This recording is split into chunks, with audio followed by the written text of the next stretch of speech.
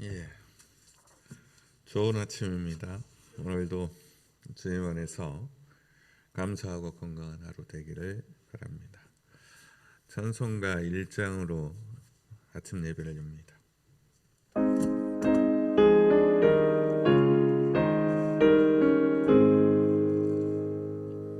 만국의 근원하나님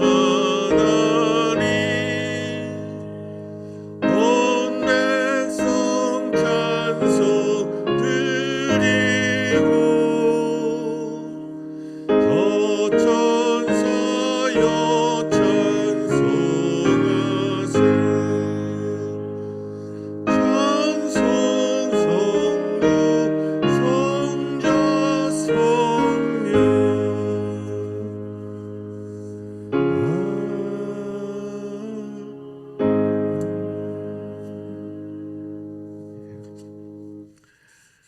오늘 함께 나누실 하나님의 말씀은 출애굽기 24장 1절에서 18절입니다.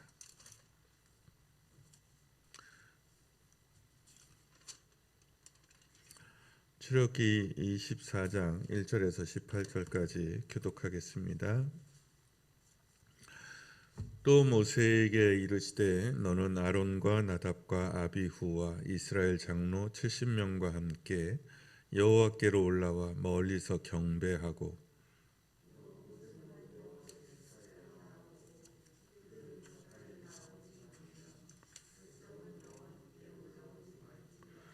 모세가 와서 여호와의 모든 말씀과 그의 모든 율례를 백성에게 전하매 그들이 한 소리로 응답하여 이르되 여호와께서 말씀하신 모든 것을 우리가 준행하리이다.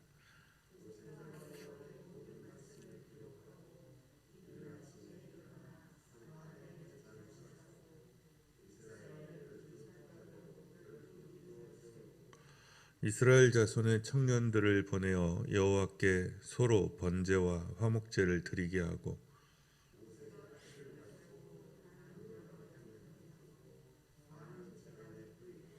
언약서를 가져다가 백성에게 낭독하여 듣게 하니 그들이 이르되 여호와의 모든 말씀을 우리가 준행하리이다.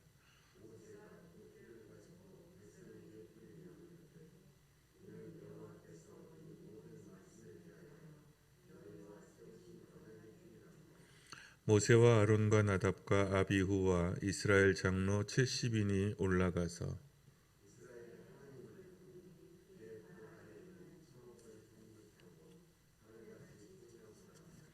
하나님이 이스라엘 자손들의 존귀한 자들에게 손을 대지 아니하셨고 그들은 하나님을 뵙고 먹고 마셨더라.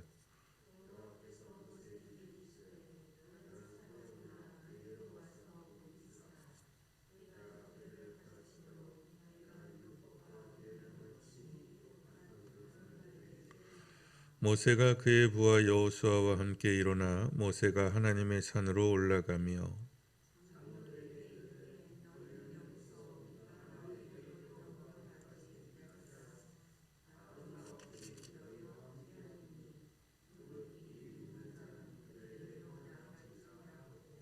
모세가 산에 오르매 구름이 산을 가리며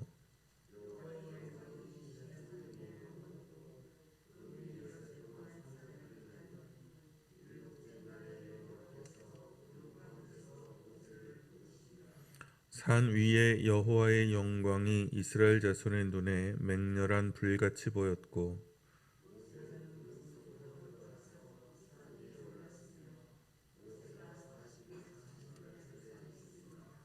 아멘. 예. 이스라엘에게 당신의 영광을 나타내신 하나님께서 모세에게 백성들이 지켜야 하는 계명과 율례에 대해서 이제 쭉 말씀해 오셨는데 그것이 다 끝났습니다. 그러니까 이제 계약식을 해야 되는 거죠. 하나님이 말씀하신 것을 받을 거냐 말 거냐 어떻게 할 거냐 이제 그 과정이 남은 겁니다. 하나님은 장차 대제사장이 될 가문 아론의 가문이죠. 아론과 나단과 아비후 그리고 장로 70명을 동원해서 하나님이 이제 모세와 독대하고 있는 것을 앞에 있는 이 지도자 그룹들에게 보여주십니다. 그러니까 지금 일어나고 있는 일들이 그저 모세가 지어낸 이야기가 아니라 하나님과 함께하고 있는 일이라는 것을 보게 해주는 거죠. 모세는 아마 이제 그랬을 거예요. 산에 있고 모세가 산에서 하나님께 말씀을 받고 그 하나님 말씀을 받는 장면을 이 70명의 장로들이 눈으로 볼 거고요. 그 이제 멀찌마키에서 보는 거죠. 그러면 이제 모세가 말씀을 받고 이 그룹의 대표자라고 할 수 있는 이 사람들에게 와서 어떻게 할 거냐 하나님의 말씀을 전하고 그러면 이제 여기에서 이 사람들이 이스라엘을 대표해서 응답하는 거죠. 이 사람들이 명하신 말씀을 다 준행하겠다 이렇게 응답한 겁니다. 모세는 아침 일찍 일어나서 이제 산 아래에 단을 쌓고 그러니까 말씀을 받고 전해서 그대로 하겠다고 했으니까 이제 계약을 하겠다고 하는 의지가 확인된 거죠. 그래서 계약식을 이제 진행하는 겁니다. 그랬을 때 산 아래에 단을 쌓고 지파의 수대로 12기둥을 세우고 그리고 청년들을 보내서 번제와 화목제를 드리게 합니다. 그러니까 아직 제사의 제도가 정해지지는 않았지만 전통적으로 이렇게 전해왔던 습관 같은 거죠. 그 제사대로 이제 지내는 겁니다. 모세는 피를 취해서 피를 이제 떠서 반은 그릇에 담고 반은 단에 뿌렸다고 돼 있죠. 그러니까 이제 소를 잡았을 때 나오는 이제 피를 양푼에 담아요. 큰 그릇에 담습니다. 그러면 반은 이제 그릇에 담아 놓고 반은 이제 단 앞에다가 땅에다 뿌리는 겁니다. 그리고 하나님의 언약서를 낭독합니다. 그 피를 뿌려놓고 그러면 이제 백성들은 그 피 앞에서 준행하겠다라고 서약하는 거죠.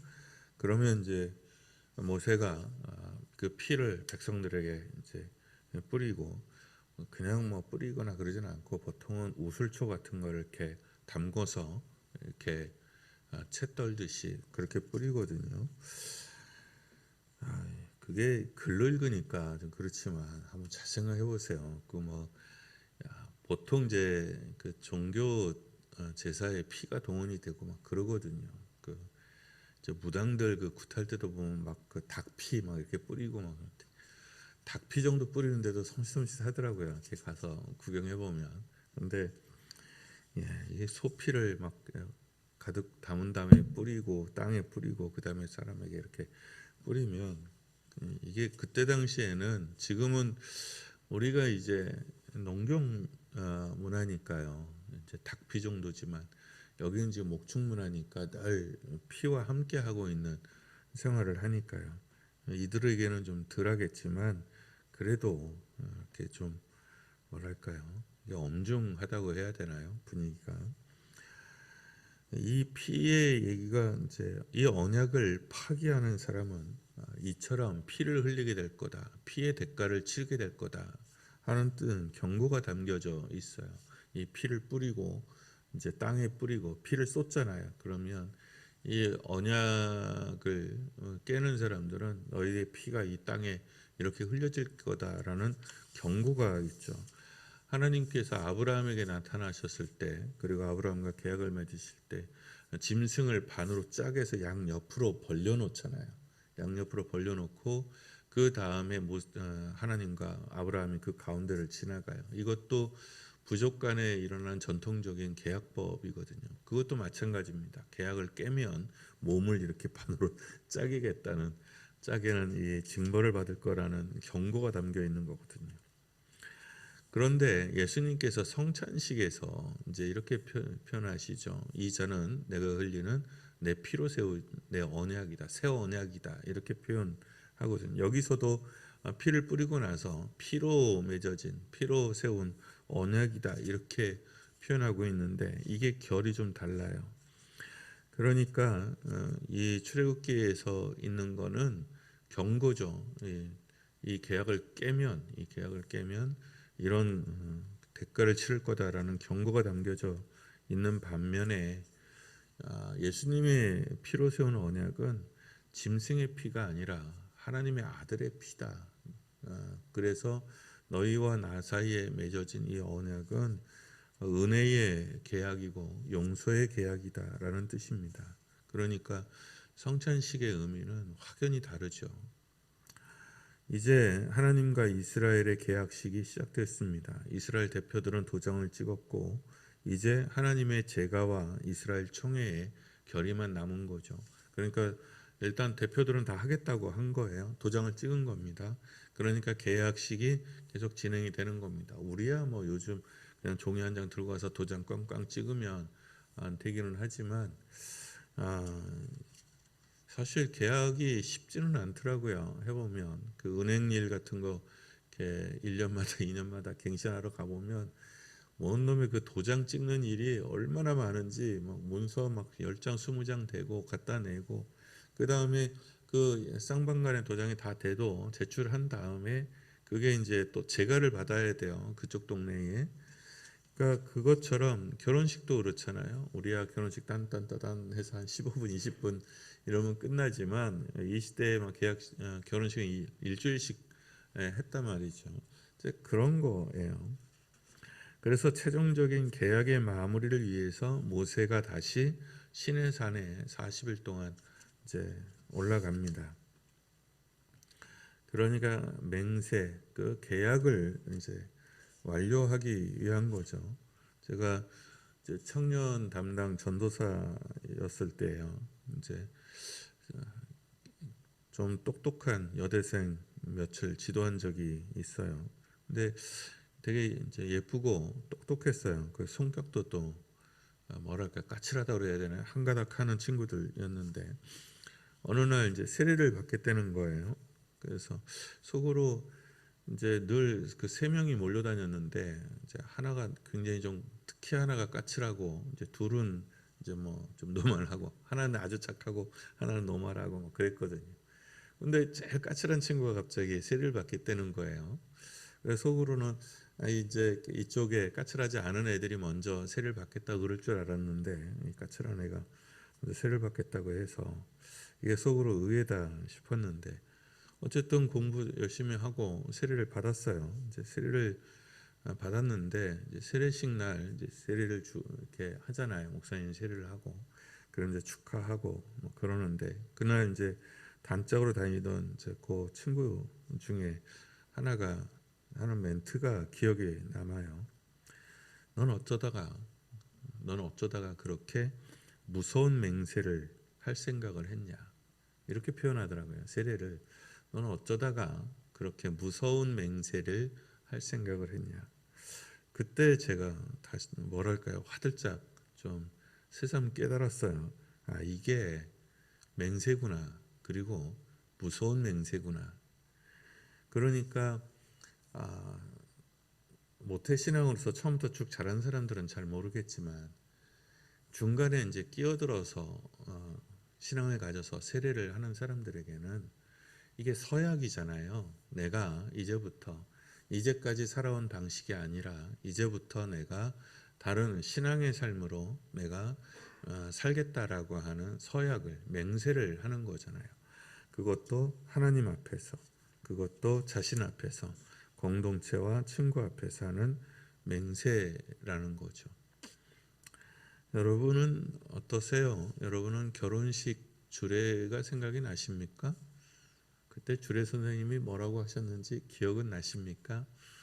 또 결혼식 때 한 서약은 기억이 나십니까? 뭐 옛날엔 다 똑같았나요?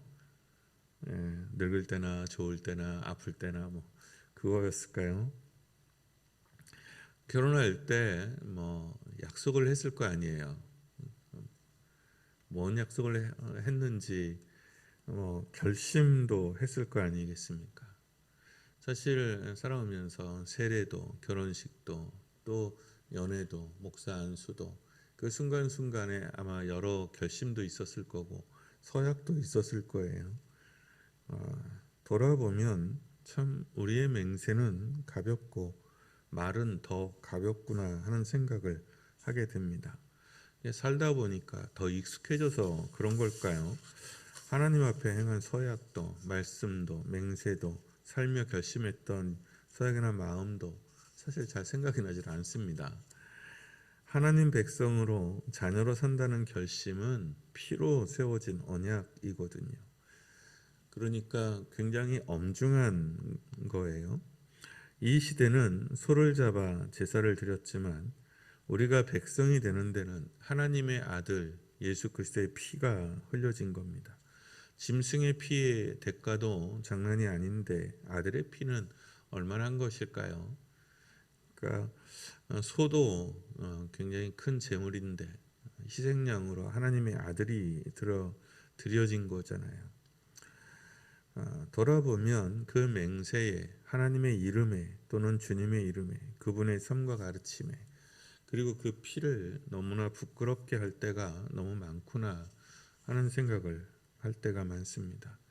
성찬식을 하게 되면 그 마음이 자꾸 들어와요. 이게 그저 해치우는 행사나 예식이 아니라 그야말로 하나님 앞에서 지금 이 사람들이 하나님 앞에서 밥을 먹잖아요. 계약식이 시작되고 나서 하나님께서 이제 1차적으로 허락을 하신 거잖아요. 그리고 백성들도 응답을 하고 그리고 나서 이 백성들의 대표 70명이 하나님 앞에서 식사를 해요. 그러니까 하나님을 봐도 죽을 판인데 하나님을 보면서 함께 식사를 해요. 이걸 밥상 공동체라고 보통 표현하잖아요. 그게 얼마나 놀라운 축복인지 모릅니다. 그러나 이 성찬식이라는 것, 그러니까 하나님 앞에서 예수님과 함께, 그러니까 새 예루살렘의 하나님 나라의 표상 중에 하나가 주님의 식탁에 참여하는 거거든요. 주님의 식탁에 참여하는 것. 잔치는 역시 먹는 거죠. 먹는 게 뭐 없으면 잔치가 아닌 거잖아요. 그랬을 때 이 하나님의 잔치에 하나님의 식탁에 초대받아서 함께 식사하는 그것을 표상하는 이 예식이 정말 귀찮고 자꾸 그런 것으로 비춰지는 것은 아닌가. 근데 진짜로 성령의 초기 교회에서부터는 그 예전에 하나님의 성령이 임하시고 정말 예전이 예전일 때 하나님의 말씀을 받는 것으로 간주됐어요. 우리의 기도와 간구조차 어떤 때는 너무 싸구려처럼 느껴질 때가 많아요. 고귀한 주님 앞에 이제 기도인지 신세 타령인지 알 수 없는 어리석은 욕망과 어지러운 마음들을 뱉어낼 때는 참 예수 그리스도의 피, 하나님의 아들, 언약, 또 거룩한 삶 이런 거에 비하면 너무나 뭐라 그럴까요? 치졸하고 참 부족하다 하는 생각이 들 때가 참 많습니다. 여러분, 우리 구원에는 짐승의 피가 아닌 하나님 아들 예수 그리스도의 피가 흘려졌습니다. 그 피로 우리는 주님과 하나님과 화목함을 누리게 되었습니다. 고개도 못 들던 사람들이 하나님 앞에서 하나님을 보고 먹고 마시게 되었습니다.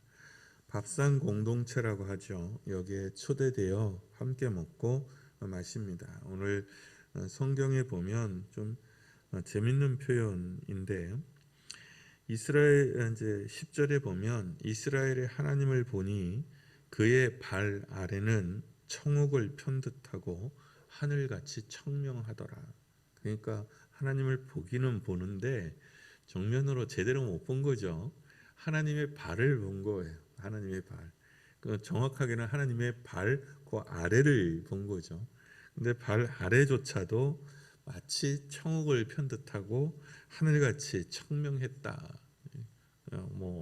도대체 어떤 광경을 봤길래 이렇게 표현했는지는 잘 모르겠는데, 그러니까 하나님을 보기는 하지만 정면으로 제대로 보지는 못하는 겁니다. 그러니까 예수 그리스도의 그 성찬식은 제자들이 정말 예수님과 함께 먹고 마시고 함께 자고 함께 생활하고 늘 얼굴로 대하여 보는 거죠. 그러니까 함께 하시는 하나님의 은총이 얼마나 컸느냐를, 그리고 이 시대의 두려움과 경외에 붙들려 있는 이 시대와 너는 내 안에 나는 너 안에 서로 사랑 안에 거하여 있는. 그리고 요한은 그렇게 말하잖아요. 사랑 안에는 두려움이 없다. 사랑 안에는 두려움이 없다 그러잖아요. 그게 예수 그리스도의 피로 주신 은총입니다. 하나님과 화목한 것. 화목하면은 두려움이 없죠. 두려움이 없습니다. 그리고 그 피와 하나님과 화목하실 수 있기를, 그리고 무엇보다도 그래도 화목도 우리는 넘쳐서 그러는 건데 화목도 좋긴 한데 우리는 피와 그 언약을 너무 가볍게 여기는 시대에 살고 있으니 그 말의 무게를, 삶의 무게를, 맹세의 무게를 가볍게 여기지 말고 무겁게 여기며 마음에 깊게 담고 감사와 순종을 드리는 하루가 되기를 바랍니다.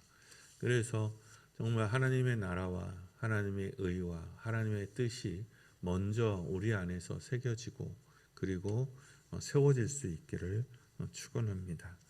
찬양하고 기도하겠습니다.